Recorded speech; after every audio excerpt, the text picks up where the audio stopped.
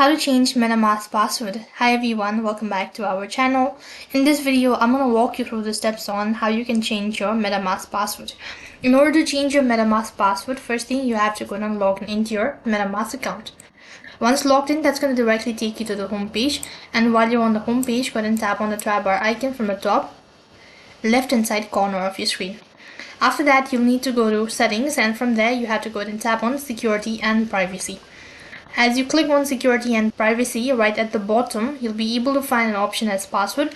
Under it, go ahead and tap on change password.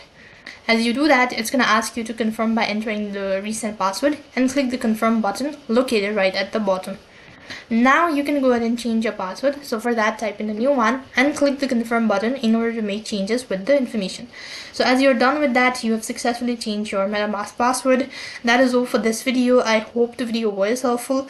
Make sure to like, share and subscribe to our channel. Also make sure to comment down below for any further queries.